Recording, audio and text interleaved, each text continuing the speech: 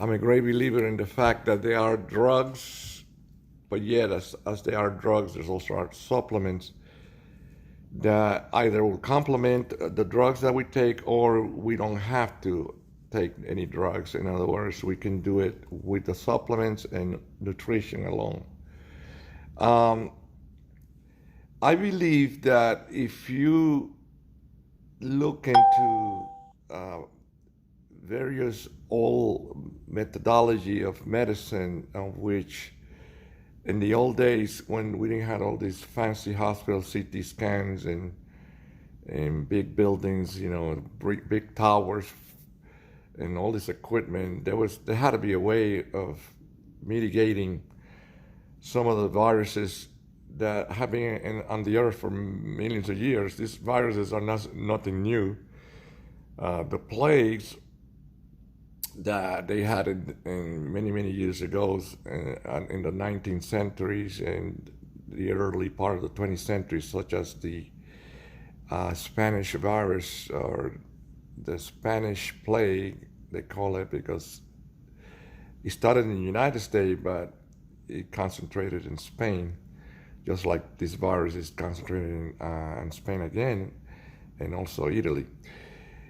I have found by doing my research that was what is going on, by studying some virology lectures, what is going on in the cell, the human host, because the virus has to attack a human host cell or a human cell in order to replicate itself. So the virus is like a particle, it's not a living thing. It is a particle. It has a cell. It has something called the capsid, where the virus DNA or genomes are located. So then the virus have a tendency to want to reproduce and replicate, and as it replicates, it goes from one cell to thousands or maybe millions of cells. When we start to get symptomatology, when we start to get sick, what tends to happen is that the virus replicates so fast, then it goes into the bloodstream from cell to cell, making more its RNA code, in some cases DNA, because there are some DNA viruses and there's RNA viruses. So the virus will replicate, and it goes from one cell to another. Now, the virus that we're dealing with, the SARS virus, which is a respiratory virus, it likes the mucous membrane, the oral cavity, the nose, the eyes, and what they call the teeth. Okay, the T. This is a T. So what we ask folks not to do is to rub their faces, not to sneeze on their hand, and not to sneeze in open air, because a lot of these viruses travel by droplets. Okay, now it's been told to me that the virus could even last 3 hours in aerosol, and in some cases it can last between 48 to 72 hours in surfaces such as metal, wood, and plastic. Now, here's what really started to happen. Now, I want you to go ahead and conceptualize this, okay? Now, here's the virus. The virus is inside what is called a capsid. The virus comes in and it looks for a host cell, which in this case would be my cells or your cells or an animal cell. And then it wants to attach. Now, the coronavirus is called corona because it has little spikes, okay, that looks like a crown. They call it the S spike, okay? These are proteins that sends a signal to the cell. Then the cell, by a mediator enzyme called the ACE, angiotensin converting enzyme 2, not the 1. Now there's a 1 and there's a 2. This is the coenzyme 2. What it tends to happen, the coenzyme 2 receives the signal from the virus. The virus coming in attaches to the cell membrane, and then the doors gets opened up for the virus to come into the cytoplasm. Now, the virus will remain in the cytoplasm, but the virus sends a signal to the nucleus in our cell, and then the nucleus has the genome or the DNA materials, the double-stranded DNA, and then what tends to happen is this double-stranded DNA gets opened up like a zipper, and it turns into single-stranded one. Then they attach to ribosome. The ribosomes are proteins that will allow this DNA strand to be altered and change into RNA strand when the virus attached to it. And this is caused by something called the RNA-dependent RNA polymerase. When that happens, the virus multiplies itself or translate or duplicate itself into the strand. This is a new virus, and from there on, it goes out of the cell to the cytoplasm to attack another host cells. And this replication keeps happening. When this happens, then you either have some symptoms or don't have any symptoms. Now, the symptomatology that you get from a fever, okay, all the way to body aches, sore throat, and all that, it's because the immune system does not like the fact that this is happening. So your immune system will develop cytokines, okay, and the cytokines, one of them is IL-1, IL-6, and some of these interleukin cytokines will produce a fever, okay? Now, the fever is not a negative, believe it or not. That is as a matter of fact, there are some studies that have indicated that when you have fever, in effect, is sort of helping you, okay? It's sort of helping you because, remember, the virus does not like heat. So the problem is that then later on there is a storm, okay, of cytokine. Your immune system sends out a lot of cytokine to produce more heat and to produce more defenses for you. But that works against you because what tends to happen is the cytokine, that storm, okay, it's like a storm, so many of them, goes down the trachea, and the trachea goes into the bronchioles, okay, and from the bronchial it goes into the lungs, the right lower or the left lower lung, middle lungs, okay. You have grape-like particles in your lungs, grape-like, okay, it's called alveoli. They're like the little grapes. And this alveoli is where the exchange of oxygen takes place. The problem is when there's this cytokine storm, the alveoli collapse, okay? And then because of surfactant and lack of surfactant, the alveoli collapse, and then they cannot fill up with oxygen, and then the oxygen exchange, it gets reduced. When that happens, now we're looking at, who knows, maybe after being infected, we're looking about maybe 5 to 10 days into it. The alveoli becomes flat, like a flat tire. You don't get any oxygen exchange.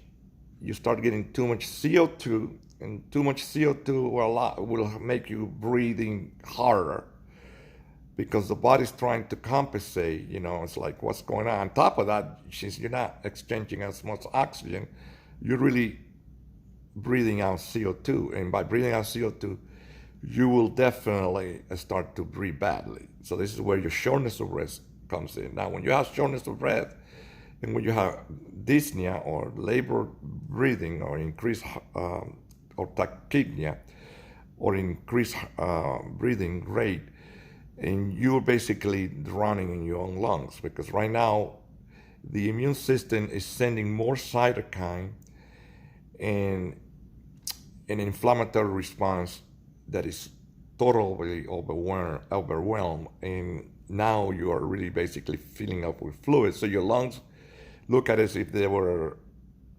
sponges. And if you look at the sponges have little holes on it. Well, look at those as being alveoli.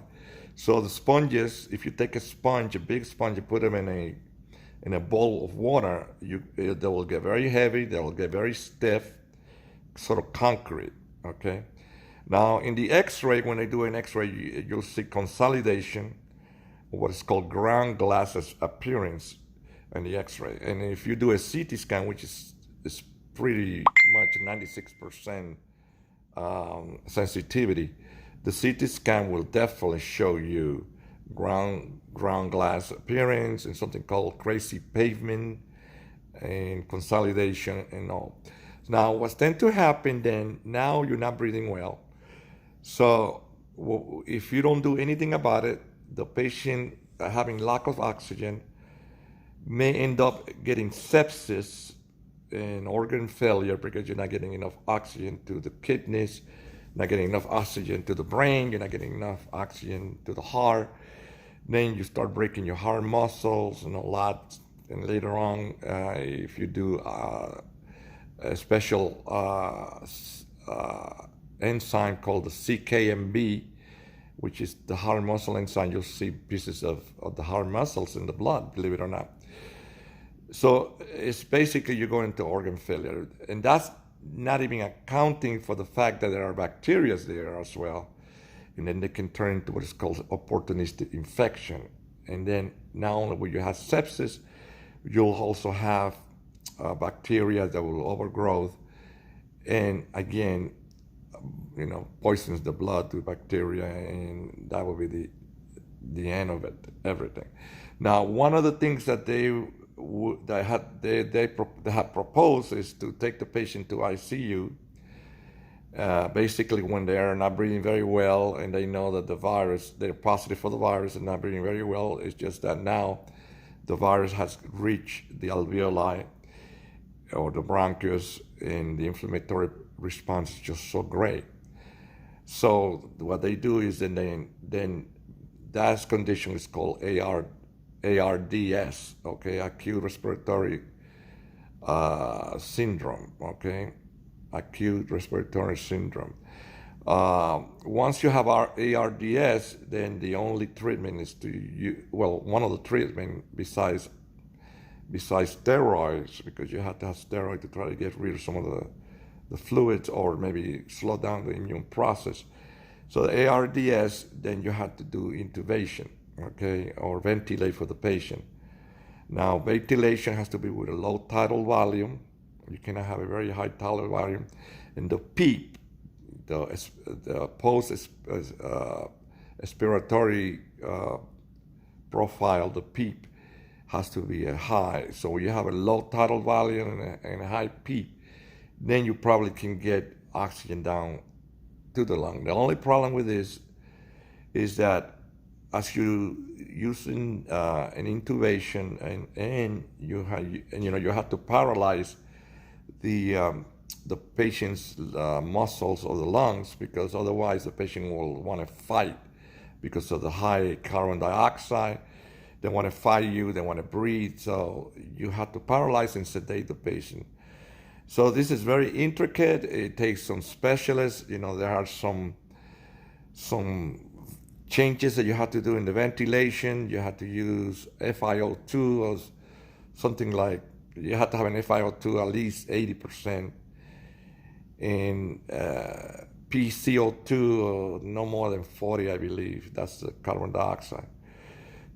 So it takes a lot of intricate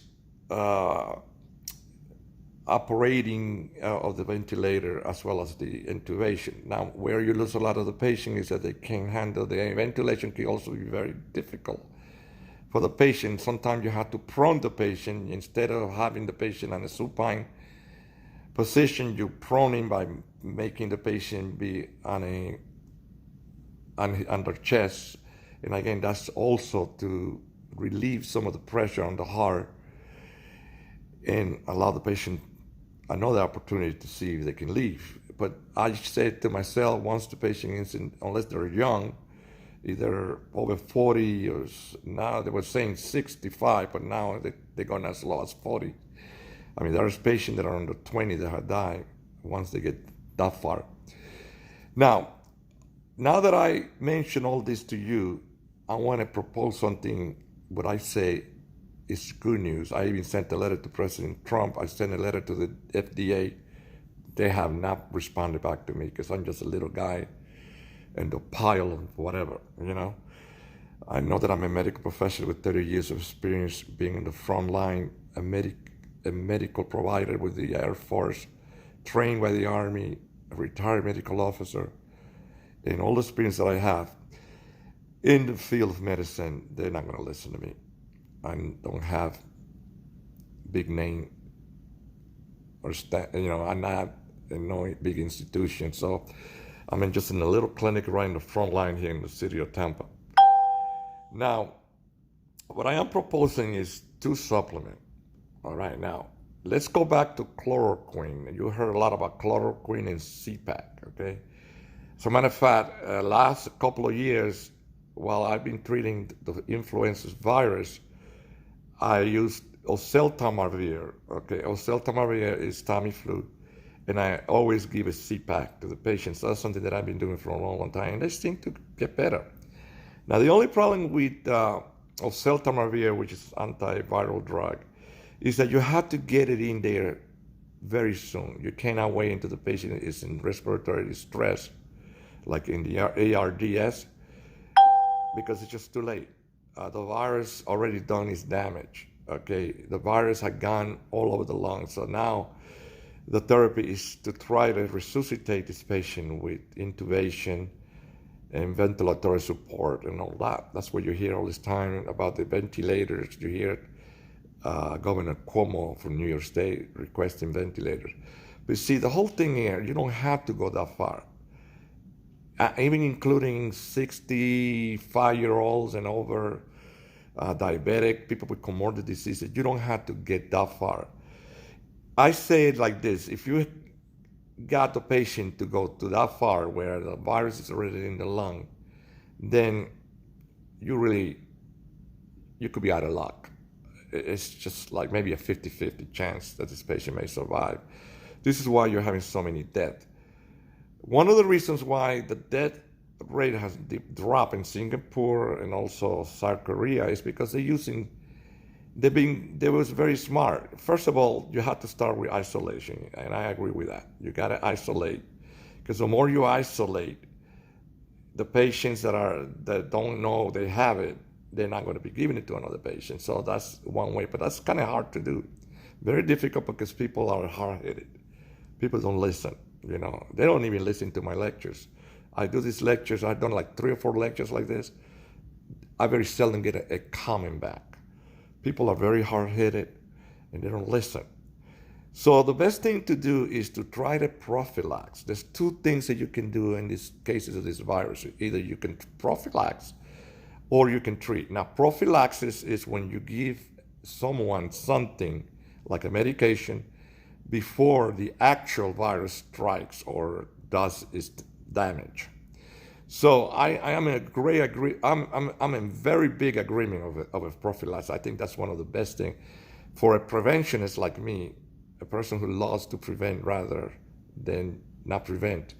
I think this is great. Now, if you have to treat, could you still treat with antiviral? Well, yeah, depending how early is the disease process. Now, if you get a virus that is already replicated or is in the form of replication, because the virus continues to replicate as it's doing its damage, then by trying remdesivir, okay, which is a new promising FDA now trying to approve it, I believe they already approved it, or if you use chloroquine, which is, again, has a different mechanism of action, or remdesivir. Remdesivir will deactivate the virus, okay, once it hits the virus, but it has to be the right virus, and we don't know that. We don't have a lot of, that's why they're doing research studies, and the research study can take forever.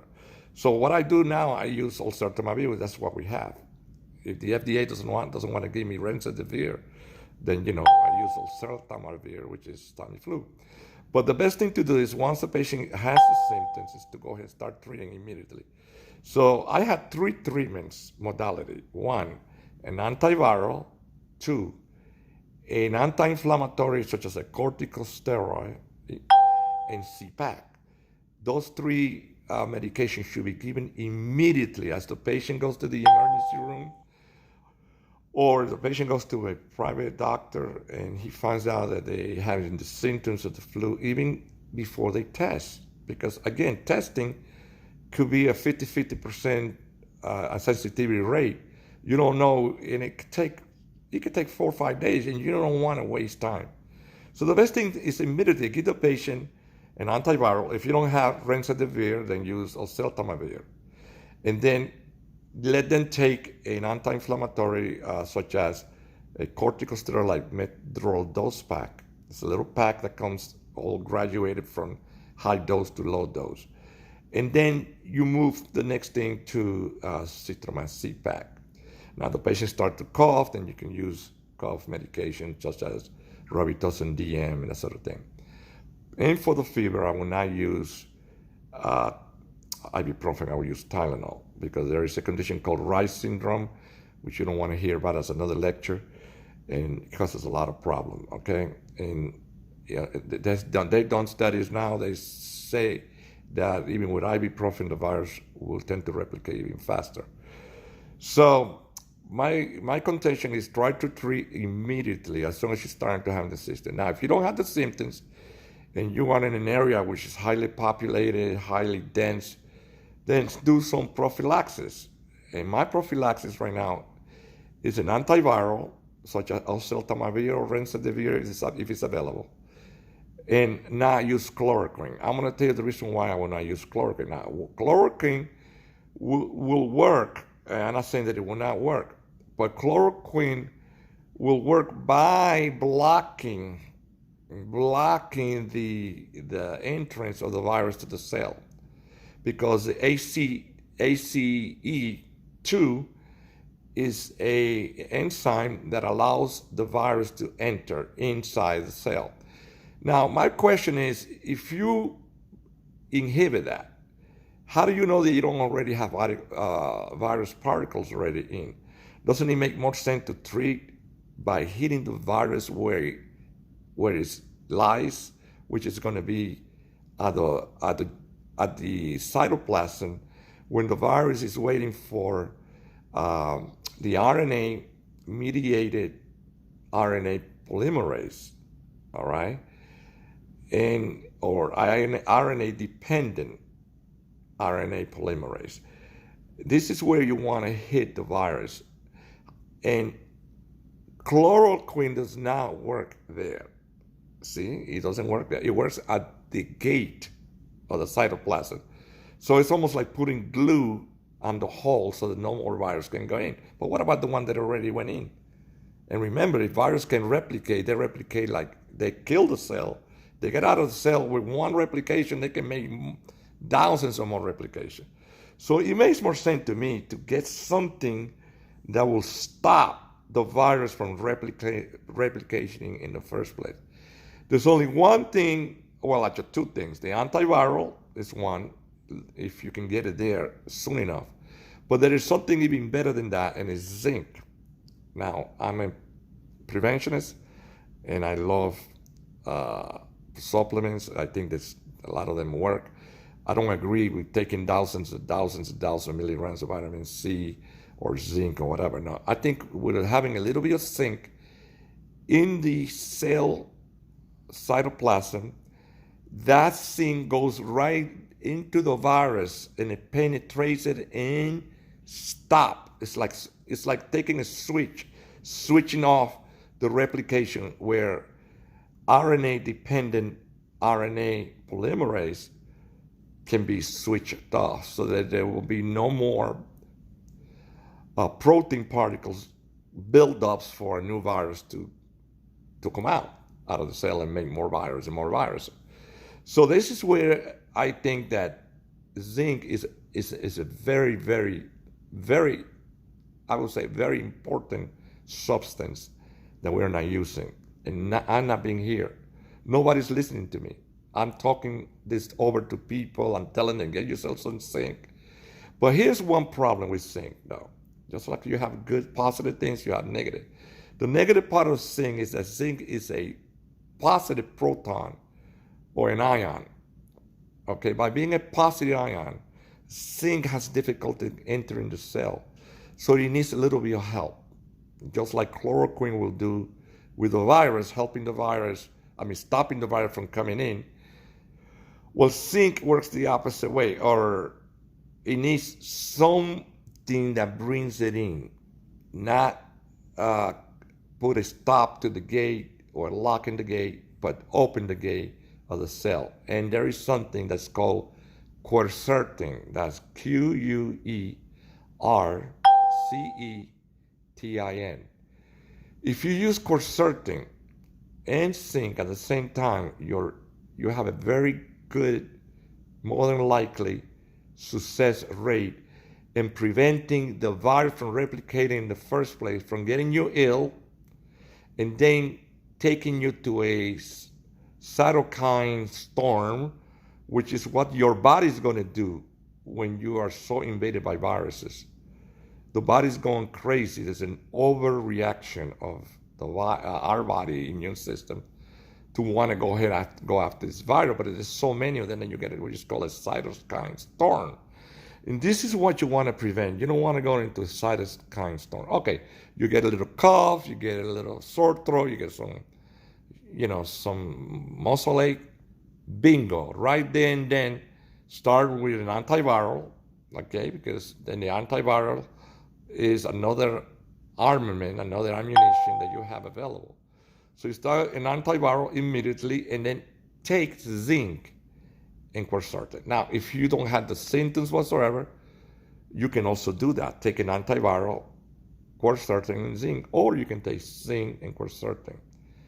And you don't have to do anything more than that, because that in itself is enough to have at least a ammunition or ammo to get after the virus once it hits the cell. So here's the knowledge. What is it you need to do? First, you need to stop stressing. You have to rest very well, because sleep is very, very important for our immune system. As a matter of fact, they have done studies where they have found why sleep is so beneficial in viral infections. And it's because of every time that you sleep, you're renewing your cells in your body, okay? It's called cell regeneration, okay? And on top of that, there are when you're awake, the dopamine and also the neurotransmitters are sort of being used tremendously. And at that point in time, then the immune system weakens. So it's best to sleep, rest your body so that your immune system can be strong. Because remember, you are who you are today, and you are breathing because of your immune system. If you didn't have your immune system, you'll be dead in seconds. We are at a 24/7 war against viruses, parasites, bacteria, and fungal elements, okay? So, ladies and gentlemen, take it from me. Listen, I've been doing this for 30 years. I already started giving some of this recommendation to my patients, and I'm seeing very good things happening. I don't have a double-blinded placebo studies to give you. There are some medical literature, from fine academic institution, from Korea, from China, and the University of Oklahoma. They have done studies on what I'm talking to you about. This is for real. I'm not making this up. I'm not trying to sell anything to you. You can go to Amazon tonight and order quercetin and zinc and go for it. And you have to have also faith, because with faith you get it all. Again, I'm Jose de la Rocha. I'm from Tampa, Florida. I'm a medical provider for 30 years. I hope that you start taking quercetin and zinc. And if you start to have symptoms, immediately an antiviral, and then going into the Medrol dose pack and the C-pack, and you will not go all the way to to get ventilatory support, because you're not going to need it. You're not going to need it. And of course, you're not going to die. This is my hope and my wish, that you follow this recommendation, because I really care about human beings. That's why I came into medicine. As I said, 30 years, 20 years military retirement. And I went to school with the military in the University of Oklahoma, my alma mater, and the Academy of Health Sciences of the U.S. Army. Thank you very much, and God bless you. May you have a pleasant day.